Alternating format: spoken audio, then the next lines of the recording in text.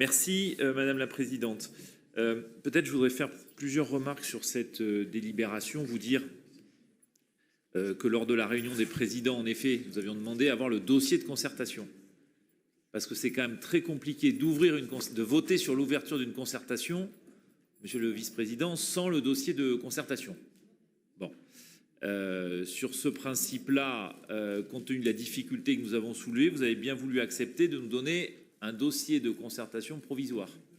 Ce qui est quand même, moi je pense que l'idéal, c'est de nous envoyer le dossier de concertation tel que vous l'avez écrit et ensuite de lancer la concertation et de venir devant l'Assemblée, il me semble. Bon, néanmoins, on en a une partie et je remercie la présidente de nous l'avoir adressée dans cette version intermédiaire. Pourquoi c'était important de l'avoir? Parce qu'on apprend des choses dans ce dossier provisoire.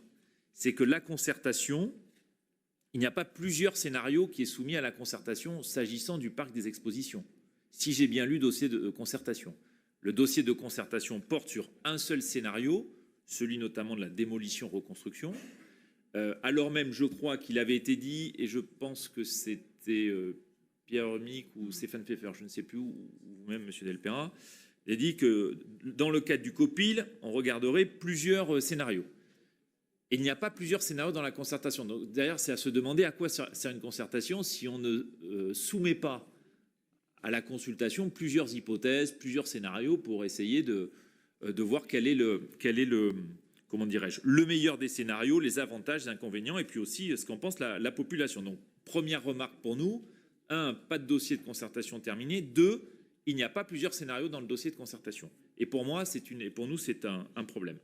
D'autre part, pour nous aider dans le choix des différents scénarios, il me semble qu'il avait été fait état d'un débat sur peut-on conserver tout ou partie du parc des expositions, tout ou partie de sa façade? Y a-t-il un intérêt architectural, patrimonial à le conserver?